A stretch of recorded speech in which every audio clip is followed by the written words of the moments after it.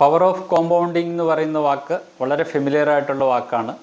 പലപ്പോഴും നമ്മൾ നിക്ഷേപങ്ങൾ, അതായത് ലോങ് ടൈമിലേക്ക് നിക്ഷേപങ്ങൾ നടത്തുമ്പോൾ പവർ ഓഫ് കോമ്പൗണ്ടിങ്ങിൻ്റെ എഫക്റ്റ് കാരണം നമുക്ക് കൂടുതൽ റിട്ടേൺസ് ലഭിക്കുന്നു. പവർ ഓഫ് കോമ്പൗണ്ടിങ് എന്ന് പറയുന്നത് ബേസിക്കലി കൂട്ടുപലിശ എന്ന് നമുക്ക് മലയാളത്തിൽ വേണമെങ്കിൽ പറയാം.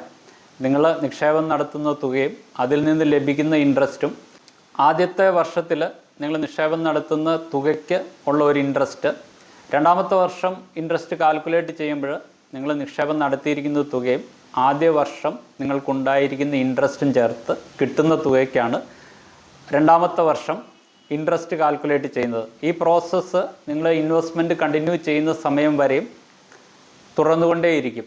ഇതേപോലെ മുതലിൻ്റെയും പലിശയുടെയും മേളിൽ ഓരോ വർഷവും കൂടുതൽ റിട്ടേൺസ് നമുക്ക് കാൽക്കുലേറ്റ് ചെയ്യുമ്പോൾ, നിങ്ങളൊരു ലോങ് ടൈം ഇൻവെസ്റ്റർ ആണെങ്കിൽ ബേസിക്കലി നിങ്ങൾ സിമ്പിൾ ഇൻട്രസ്റ്റ് കാൽക്കുലേറ്റ് ചെയ്യുന്നതിനെ കമ്പയർ ചെയ്ത് നോക്കുമ്പോൾ നമുക്ക് വലിയൊരു റിട്ടേൺസ് ആണ് ലഭിക്കാൻ പോകുന്നത്. ഇതാണ് ബേസിക്കായിട്ടും പവർ ഓഫ് കോമ്പൗണ്ടിങ്ങിൻ്റെ കൺസെപ്റ്റ്.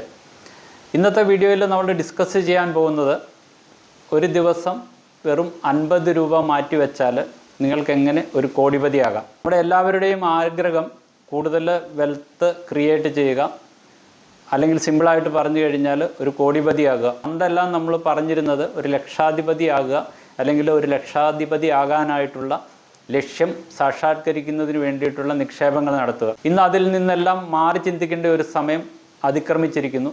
കാരണം ഇൻഫ്ലേഷൻ കൂടി വരുന്നു, നമ്മുടെ കോസ്റ്റ് ഓഫ് ലിവിങ് കൂടി വരുന്നു, നമ്മുടെ ആവശ്യങ്ങൾ കൂടി വരുന്നു. നമുക്ക് കൂടുതൽ ലക്ഷറിയസ് ആയിട്ടുള്ള കാര്യങ്ങളിലേക്ക് നമ്മുടെ ശ്രദ്ധ പോകുന്നു. അപ്പോൾ ഇങ്ങനെയുള്ള ഒരു സാഹചര്യത്തിൽ നമ്മൾ ഏറ്റവും കൂടുതൽ വെൽത്ത്, അതോടൊപ്പം തന്നെ ഇൻഫ്ലേഷൻ അഡ്ജസ്റ്റഡ് ആയിട്ടുള്ള, റിസ്ക് അഡ്ജസ്റ്റഡ് ആയിട്ടുള്ള വെൽത്ത് ക്രിയേറ്റ് ചെയ്യുകയാണ് നമ്മൾ ചെയ്യേണ്ടത്.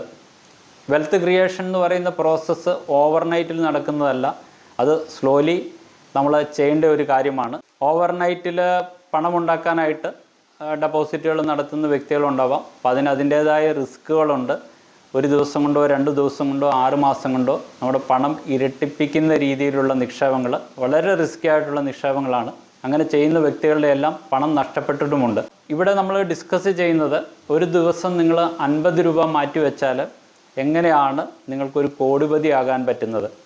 ഒരു ദിവസം 50 രൂപ നിങ്ങൾ മാറ്റി വെക്കുക, അല്ലെ സേവ് ചെയ്യുക എന്ന് പറഞ്ഞാൽ ഒരു മാസം 1500 രൂപയോളം വരാം.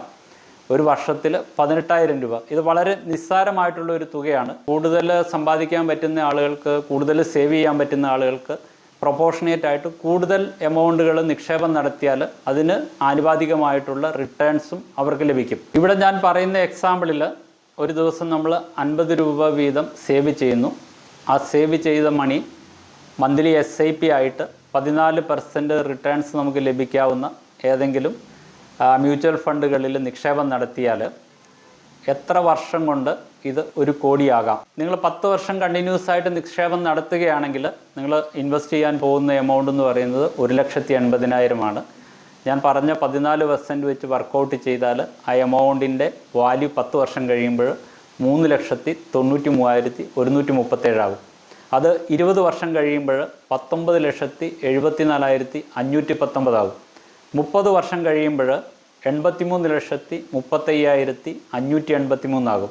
32 വർഷം കഴിയുമ്പോൾ 1,10,52,949 ആകും.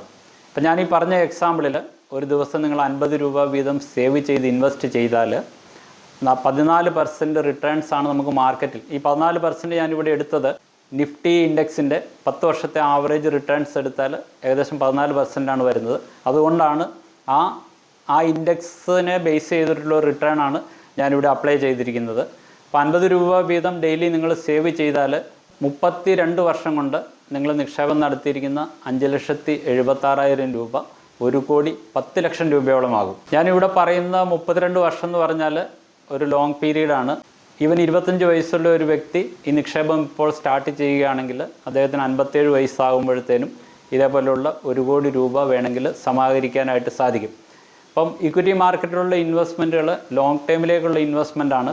പവർ ഓഫ് കോമ്പൗണ്ടിങ്ങിൻ്റെ കറക്റ്റായിട്ടുള്ള എഫക്റ്റ് നമുക്ക് ലഭിക്കണമെങ്കിൽ ഏർലി സ്റ്റേജിൽ തന്നെ നമ്മൾ ഇൻവെസ്റ്റ് ചെയ്യുകയും ലോങ് പീരീഡിലേക്ക് നമ്മൾ ഹോൾഡ് ചെയ്യുകയും വേണം. അപ്പം നിങ്ങളുടെ ഏജ് അനുസരിച്ചിട്ട്, അല്ലെങ്കിൽ നിങ്ങൾ ഏണിംഗ് സ്റ്റാർട്ട് ചെയ്യുന്ന സമയം മുതൽ ഇതേപോലെയുള്ള ചെറിയ നിക്ഷേപങ്ങൾ നടത്തിയാൽ തീർച്ചയായിട്ടും നിങ്ങൾക്ക് റിട്ടയർമെൻറ്റിൻ്റെ സമയത്തോ അല്ലെങ്കിൽ ഏതെങ്കിലും പ്രത്യേകിച്ചുള്ള ഗോൾ അച്ചീവ് ചെയ്യുന്നതിന് വേണ്ടിയിട്ടോ ഇതേപോലെയുള്ള ചെറിയ ചെറിയ നിക്ഷേപങ്ങൾ നിങ്ങളെ സഹായിക്കും. ഇന്ന് മ്യൂച്വൽ ഫണ്ടുകളിൽ ഈവൻ 10 രൂപ വരെയും ഇൻവെസ്റ്റ് ചെയ്യാനായിട്ടുള്ള ഓപ്ഷൻ അവൈലബിൾ ആണ്. 50 രൂപ നിങ്ങൾക്ക് വേണമെങ്കിൽ നിക്ഷേപം നടത്താം. ഇതിലും കൂടുതൽ റിട്ടേൺസ് നിങ്ങൾക്ക് ലഭിക്കണമെങ്കിൽ ഞാൻ ഈ പറഞ്ഞ 1500 രൂപ രണ്ടായിട്ട് സ്പ്ലിറ്റ് ചെയ്ത് 750 രൂപ വീതമുള്ള SIP ആയിട്ട് 2 ആഴ്ചയ്ക്ക് ഒരിക്കൽ നിങ്ങൾ ഇൻവെസ്റ്റ് ചെയ്താലും ഞാൻ ഈ പറയുന്ന എമൗണ്ടിനേക്കാളും കൂടുതൽ 1,10,00,000-നേക്കാളും കൂടുതൽ വരാം. കാരണം എന്താണെന്ന് വെച്ചാൽ ഇവിടെ നമ്മൾ എയർലി ആയിട്ട് നടത്തുന്ന ഇൻവെസ്റ്റ്മെൻറ്റ് അതിനും കോമ്പൗണ്ടിങ്ങിൻ്റെ എഫക്റ്റ് വർക്കൗട്ട് ചെയ്യുമ്പോൾ തീർച്ചയായിട്ടും ഫൈനലായിട്ട് നമുക്ക് ലഭിക്കുന്ന റിട്ടേൺസിലും അത് റിഫ്ലക്റ്റ് ചെയ്യും. ആദ്യമേ പറഞ്ഞത് ഒരു എക്സാമ്പിളാണ്. നിങ്ങളിങ്ങനെ ചെയ്താൽ ഇത്ര രൂപ നിങ്ങൾക്ക് ലഭിക്കാം. പക്ഷേ ഇവിടെ റിയാലിറ്റിയിൽ സംഭവിച്ച ഒരു ഫണ്ടിൻ്റെ കാര്യം കൂടി ഞാനിവിടെ മെൻഷൻ ചെയ്യട്ടെ. Nippon India growth fund. ഇത് നിപ്പോൺ ഇന്ത്യയുടെ ഒരു മിഡ് ക്യാപ് ഫണ്ടാണ്. ഈ മിഡ് ക്യാപ് ഫണ്ടിലാണ് നിങ്ങൾ നിക്ഷേപം നടത്തിയിരുന്നതെങ്കിൽ നിങ്ങൾ നടത്തുന്ന ഈ 1500 രൂപ വീതമുള്ള മന്ത്ലി SIP വെറും 23.5 വർഷം കൊണ്ട് 1,10,00,000-ൽ കൂടുതലായേനെ. ഈ നിപ്പോൺ ഇന്ത്യ ഗ്രോത്ത് ഫണ്ട് അതിൻ്റെ സിൻസ് ഇൻസെപ്ഷൻ വെച്ച് നമ്മൾ വർക്കൗട്ട് ചെയ്താൽ ഏകദേശം 20% കൂടുതലുള്ള ആനുവൽ റിട്ടേൺസ് നൽകിയിട്ടുണ്ട്. ഇത് റിയലായിട്ട് സംഭവിച്ച കാര്യമാണ്. ഞാൻ ആദ്യമേ പറഞ്ഞത് 50 രൂപ നിങ്ങൾ മാറ്റിവെക്കാൻ ഞാൻ പറഞ്ഞത് അതൊരു കമ്പ്യൂട്ടേഷൻ്റെ പർപ്പസിന് വേണ്ടിയിട്ട് പറഞ്ഞതാണ്. രൂപ നിങ്ങൾ ഡെയിലി സേവ് ചെയ്ത് 14%, അതായത് നിഫ്റ്റിയുടെ ആവറേജ് 10 വർഷത്തെ റിട്ടേൺസ് എന്ന് പറയുന്നത് 14% വെച്ച് വർക്കൗട്ട് ചെയ്താലും നിങ്ങൾക്ക് 32 വർഷം കൊണ്ടാണ് 1,10,00,000 ആകുന്നത്.